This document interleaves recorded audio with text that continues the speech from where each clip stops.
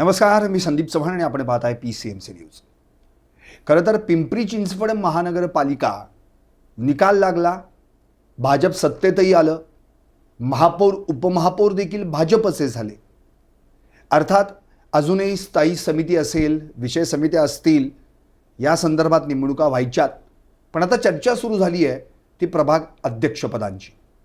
खरं तर पिंपरी चिंचवड महानगरपालिका क्षेत्रात एकूण 8 क्षेत्रीय कार्यालय येतात आणि आत्तापर्यंत जर आपण त्यांची रचना पाहिली तर प्रत्येक क्षेत्रीय कार्यालयात 4 प्रभाग असे 832 प्रभाग असं वर्गीकरण करण्यात आलं होतं.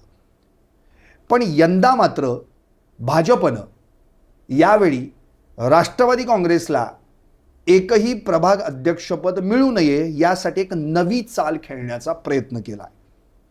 नेमकं काय केलंय? क्षेत्रीय कार्यालयांची फोडाफोडी करून राष्ट्रवादीची भाजपकडून कोंडी केली जाते का, याच संदर्भात चर्चा करण्यासाठी आज आपण PCMC न्यूजच्या माध्यमातून या कार्यक्रमामध्ये भाष्य करणार आहोत. खरं तर आता माझ्यासोबत आमचे PCMCचे विशेष प्रतिनिधी अनीस पठाण सर आहेत. आम्ही दोघंही या विषयावर सखोल चर्चा करून नेमकं हाती काय लागतंय आणि प्रेक्षकांपर्यंत पोहोचवण्याचा प्रयत्न करणार आहोत. अनीस सर, खरं तर आपण आत्ता जी काही आज प्रसारमाध्यमांमध्ये सगळीकडे बातमी आली की क्षेत्रीय कार्यालयांची फोडाफोडी होणार आणि त्यानुसार भाजप राष्ट्रवादीला कोंडीत पकडणार. बरोबर. कोंडीत पकडणार इन द सेन्स, एकतर मुळात भाजप आता सत्तेत आहे तर राष्ट्रवादी विरोधी पक्षात आहे. बरोबर. मागच्या वेळी पण हीच परिस्थिती होती. हो. आणि 2017ला झालं असं होतं की त्याच्यापूर्वी 6 क्षेत्रीय कार्यालय होती. बरोबर. भाजप सत्तेत आलं, 8 क्षेत्रीय कार्यालय केली जेणेकरून राष्ट्रवादीच्या पारड्यात प्रभाग अध्यक्षपद पडू नये. बरोबर. आता सुद्धा सेम हिस्ट्री रिपीट्स आहे आणि आता 8ची 10 क्षेत्रीय कार्यालय करण्याचा घाट घातला जाणार आहे. त्यामुळे होणार असं की पुन्हा एकदा राष्ट्रवादीला प्रभाग अध्यक्षपद मिळणार आहे का? खरं तर आपण त्या प्रत्येक क्षेत्रीय कार्यालयाला आणि तिथल्या प्रभागांमधील आकडेवारीवर सविस्तर बोलूच. पण मला पहिल्यांदा हे जाणून घ्यायचं की मुळात क्षेत्रीय कार्यालय नेमकं काय असतं, म्हणजे सर्वसामान्यांना तेही पहिल्यांदा कळायला हवं. त्याचा नेमका रोल काय, त्याची भूमिका काय?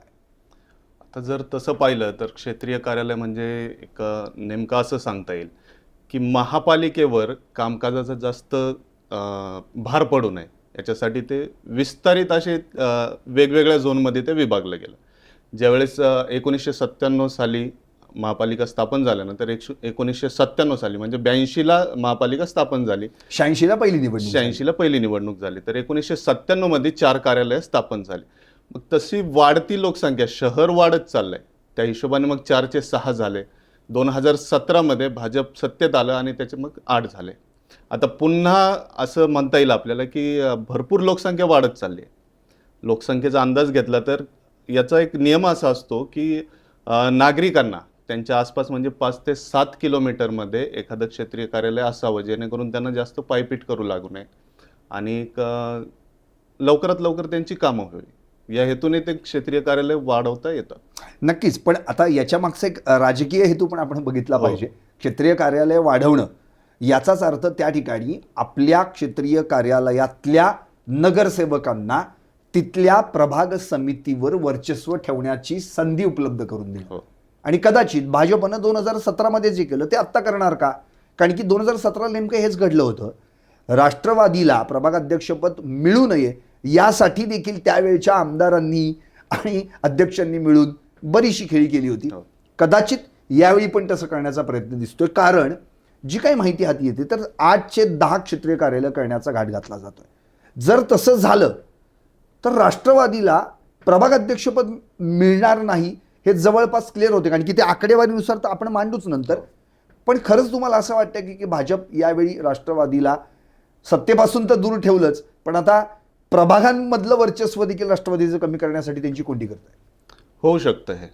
कारण नियमानुसार जर आपण पाहिलं तर त्या प्रभागात जे नगरसेवक निवडून आलेत हा त्या प्रभागावर अध्यक्ष असतो.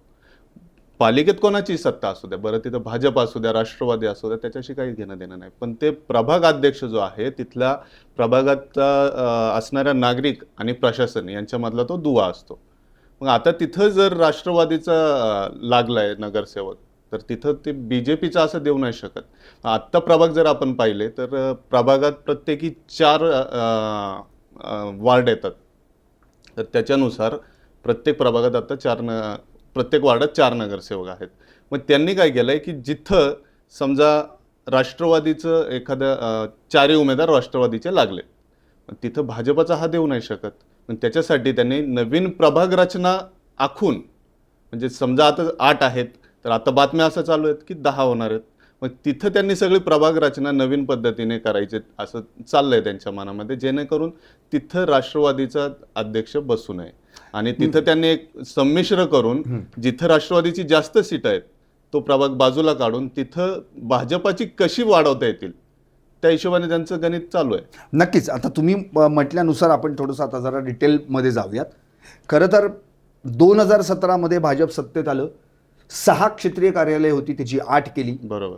आणि प्रत्येक क्षेत्रीय कार्यालयात 4 प्रभाग, असं 832 प्रभाग झाले, 128 जागा महापालिकेतल्या.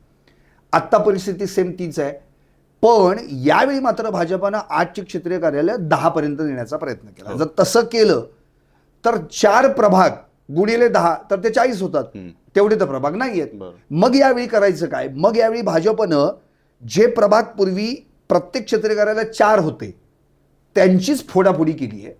आणि इथं ड आणि ई असे 2 प्रभाग आहेत ज्यामध्ये 4 प्रभाग मोडतील आणि अ ब क ड, अ ब क ई फ ग ह ज याच्यात प्रत्येकी 3 प्रभाग मोडतील. म्हणजेच काय तर 2 क्षेत्रीय कार्यालय 4 प्रभागांचे आणि 8 क्षेत्रीय कार्यालय 3 प्रभागांचे, असं नियोजन करण्याचा प्रयत्न चालू आहे.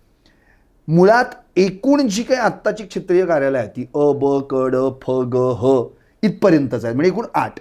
आता दीर्घ ई आणि ज ही 2 क्षेत्रीय कार्यालय वाढवण्याचा आता या पुनर्रचनेचा प्रयत्न सुरू आहे.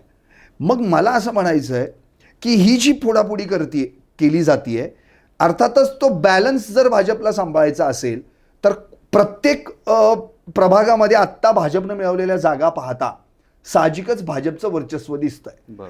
पण 2 क्षेत्रीय कार्यालय जी आहेत त्या क्षेत्रीय कार्यालयांचा जर आपण विचार केला तर ती आहेत ग आणि ह. इथे मात्र राष्ट्रवादीचं वर्चस्व आहे. म्हणजे आत्ताची जी रचना सध्या आहे त्याचा जर आपण विचार केला तर या ठिकाणी राष्ट्रवादीनं ग या प्रभागामध्ये जर पाहिलं तर एकूण 7 नगरसेवकांची संख्या राष्ट्रवादीकडे आणि भाजपकडे आहे 6. ह या क्षेत्रीय कार्यालयामध्ये पाहिलं तर राष्ट्रवादीच्या नगरसेवकांची संख्या आहे 9 आणि भाजपकडे आहे 7. त्यामुळं या 2 क्षेत्रीय कार्यालयांमधील ज्या त्या पक्षाच्या नगरसेवकांचं वर्चस्व पाहता तिथे प्रभाग अध्यक्ष हा राष्ट्रवादीचा बसू शकतो. आणि तेच बसू नये यासाठी ही क्षेत्रीय कार्यालयांची फोडाफोडी होतीये असं तुम्हाला वाटतं का? होऊ शकतं, कारण याच्या आधी पण आपण पाहिलं की उपमहापौर पदासाठी सुद्धा राष्ट्रवादींनी अर्ज भरला होता. तो टायमिंगला त्यांनी माघार घेतली, ते विषय वेगळा. पण भाजपला असं मला वाटतं की राष्ट्रवादीला पुढे येऊ द्यायचं नाही. म्हणजे थोडक्यात बघा ना, 2017ला महापौरपद भाजप, उपमहापौरपद भाजपकडे, स्थायी समिती भाजपकडे, विषय समित्या भाजपकडे. आता काय मग पुन्हा एकदा भाजपला तेच करायचंय का? जेणेकरून भाजप आपल्या या इथल्या पिंपरी चिंचवड मधल्या राष्ट्रवादीची अशी कोंडी करायची की ती जवळपास इथून पूर्णपणे बाजूला करायची. आणि 2029ला जे काही आत्ता त्यांचा फुगा फुटला अबकी बार सोपारचा, तो पुन्हा एकदा हवा भरून पुन्हा एकदा कसा तो उडेल फुगा, असा प्रयत्न त्यांचा चालू आहे. पण मला एक आणि सर असा प्रश्न विचारायचा आहे की या गोष्टीला कुठेतरी विरोध करणारी देखील माणसं असायला हवीत. अर्थात भाऊसाहेब भोयर विरोधी पक्षनेते झालेले आहेत, त्यांच्याकडे देखील म्हणजे बरीचशी माणसं आहेत. अगदी जर आपण पाहिलं तर योगेश बहल जे 7व्यांदा आत्ता नगरसेवक झालेले आहेत, सलग 7व्यांदा ते आहेत, अध्यक्ष म्हणून काम पाहत आहेत. संदीप वाघेर यांच्यासारखा एक नवीन आक्रमक चेहरा त्यांना मिळालेला आहे. नंतर नाना काटे जे असतील, जे मुळात पूर्वीपासून राष्ट्रवादी सोबत आहेत, आणि अशी बरीच नाव आहेत. इव्हन अजित गव्हाणे असतील, सीमा साळवे असतील, भले भाजपमधून त्या इथे आल्या पण स्टँडिंग कमिटीचा त्यांना अनुभव देखील आहे.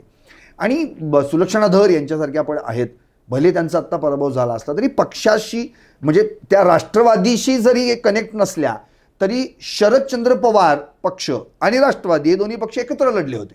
त्यामुळे कुठे ना कुठेतरी त्या पक्षाची पण भूमिका आहेच ना. स्वीकृत नगरसेवकाच्या वेळी तो मुद्दा पुढे येईलच, अर्थात तो आपण त्यावेळी चर्चा करूच. पण मला असं म्हणायचं की अशी माणसं जी एकत्रित लढली होती ती आता अजितदादांच्या जाण्यानंतर जी एकाकी पडली आहेत, तर त्या एकाकीपणाचा फायदा भाजप घेते असं वाटतं. नक्कीच होत असेल, कारण याच्या आधी आपण जर पाहिलं तर दादा स्वतः पिंपरी चिंचवडमध्ये लक्ष घालत होते. म्हणजे बरेच जण सांगतात की दादांनी मुलाप्रमाणे पिंपरी चिंचवडला सांभाळलं. पण मला असं वाटतं की दादा होते तोपर्यंत दादांनी एखादं नेतृत्व इथं तयार करायला पाहिजे होतं. आता जे झालं ते दुर्दैवी आहे, ते नको व्हायला होतं.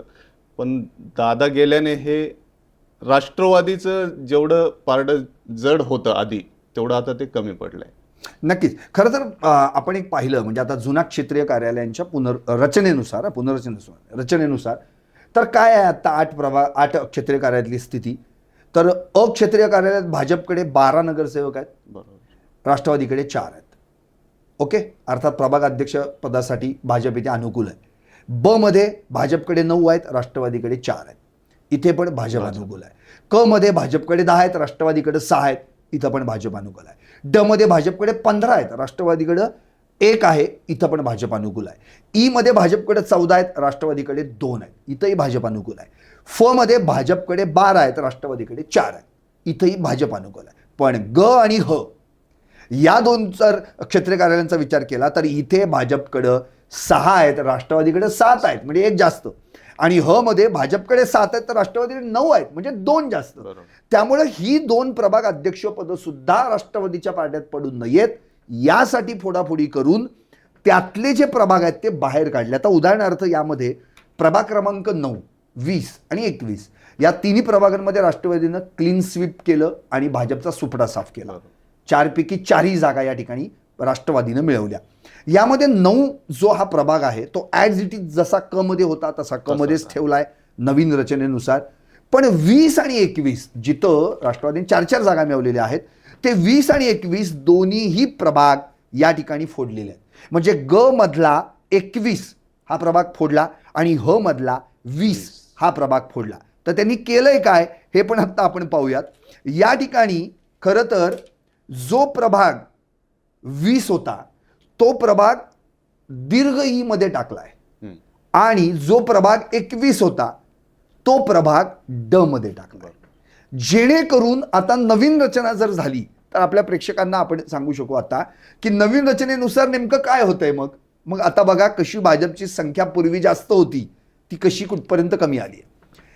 अ मध्ये भाजप 8 आणि राष्ट्रवादी 4, इथे भाजपला अनुकूल झालं. ब मध्ये भाजप 8 राष्ट्रवादी 4, इथं पण अनुकूल झालं. क मध्ये भाजप 8 राष्ट्रवादी 4, हेही भाजपसाठी अनुकूल झालं. ड मध्ये जिथं 21वा प्रभाग टाकलाय भाजप 10 राष्ट्रवादी 6, 21 प्रभाग टाकून सुद्धा भाजप अनुकूल झालं. ई मध्ये भाजप 11 राष्ट्रवादी 1, फ मध्ये भाजप 8 राष्ट्रवादी 4, इथंही भाजपला अनुकूल आहे. ग मध्ये भाजप 6 राष्ट्रवादी 3, ह मध्ये भाजप 7 राष्ट्रवादी 5, ई दीर्घ ई जो आहे भाजप 9 आणि राष्ट्रवादी 7, इथं 20 ला ई मध्ये टाकलंय आणि ज मध्ये भाजप 9 राष्ट्रवादी 0. म्हणजे ज्या ग आणि ह जुन्या रचनेनुसार राष्ट्रवादीचं वर्चस्व होतं त्याच ग आणि ह मध्ये आता भाजपचं वर्चस्व आलंय. ग मध्ये भाजप 6 राष्ट्रवादी 3, ह मध्ये भाजप 7 राष्ट्रवादी 5. त्यामुळे या जर रचनेनुसार जर आता पुढचं कार्यप्रवण करण्यात आलं तर इथं देखील भाजपचेच 2 प्रभाग अध्यक्ष बसू शकतात. त्यामुळे आता मला तुम्हाला असं विचारायचं आहे की या सगळ्या रचनेचा जर विचार केला तर या रचनेच्या माध्यमातून राष्ट्रवादीच्या पारड्यात महापालिकेत तर काही पडूच नये पण इथंही पडू नये असा विचार भाजप करत असेल किंवा भाजपची खेळी असेल किंवा भाजपची चाल असेल प्रभाग अध्यक्षपदापासून वंचित ठेवणं राष्ट्रवादीला, यावर शिक्कामोर्तब होऊ शकतं. तसं जर पाहिलं तर नक्की भाजपवाले जशी आत्तापर्यंत त्यांची स्ट्रॅटर्जी राहिली आहे की विरोधीला संपवत चालले. आणि आत्ता पिंपरी चिंचवडला आत्ता पालकमंत्री तर सुनेत्राताई भेटल्यात, पण इथं कोणी तसा वाली नव्हता यांना राष्ट्रवादीसाठी. मग त्यांनी ही खेळी सुरू ठेवली, जे राष्ट्रवादीला संपवायचं त्यांना परत वरती येऊ द्यायचं नाही. आणि आत्ता झालेल्या निवडणुकीत आपण पाहिलंय की पक्षानं राष्ट्रवादीमधून भाजपमध्ये किती चेहरे आले. बरं, भाजपमधूनही गेले असतील, पण हे असंच संपत त्यांना विरोधी नकोय. आणि त्यांना जर ही पदं दिली तर कुठंतरी त्यांचं परत वर्चस्व व्हायला सुरुवात होईल राष्ट्रवादीची. त्यामुळे भाजपला नक्कीच मला असं वाटतं की राष्ट्रवादीला संपवायचा प्रयत्न चालू आहे. एकंदरीत खरं तर महापालिकेच्या माध्यमातून आता आपण पाहिलं तर आता म्हणजे मी आता चर्चेला शेवटाकडे येतोय, पण प्रभाग अध्यक्षपद सुद्धा राष्ट्रवादीच्या वाट्याला येऊ नये यासाठी भाजपनं आखणी करायला सुरुवात केलेली आहे. आणि ती क्षेत्रीय कार्यालयांच्या माध्यमातून तो प्रयत्न सुरू आहे. आपण अर्थात पुढच्या वेळी चर्चा जी आपण करू ती आपल्या सर्वांना माहिती आहे की संगीत खुर्ची खेळ असतो. खुर्च्या असतात आणि बरेचसे जण त्या खुर्चीसाठी पळत असतात आणि मग ती म्युझिक सुरू असते आणि जिथं थांबेल पटकन त्यांनी ते खुर्चीत बसायचं. आणि आत्ता महापालिकेमध्ये खेळ सुरू आहे तो स्वीकृत खुर्चीचा. हा स्वीकृत खुर्चीचा खेळ नेमका काय आहे? एकूण 10 जागा आहेत. भाजपला अर्थातच त्या ठिकाणी 7 स्वीकृत नगरसेवक देण्याची संधी आहे, राष्ट्रवादीला 3 संधी आहे. कारण की आकड्यानुसार 12च्या मागे 1 द्यावा लागतो. तर आता 84 जर भाजपचे आले तर 12-7-84 म्हणजे 7. आणि राष्ट्रवादी जर आपण पाहिलं तर 12-36. त्यामुळं या ठिकाणी 3 राष्ट्रवादी देऊ शकते. तर आता हा खेळ स्वीकृत खुर्चीचा नेमका काय आहे, त्या संदर्भात कुणाची नावं चर्चेत आहेत, या संदर्भात देखील आपण लवकरच PCMCच्या माध्यमातून एक चर्चा घडून आणणार आहोत. तोपर्यंत पुन्हा एकदा नक्कीच पाहायला विसरू नका खेळ स्वीकृत खुर्चीचा. अगदी लवकर PCMC न्यूजवर पाहत रहा. PCMC news channel Pimpri चिंचवडकरांचं.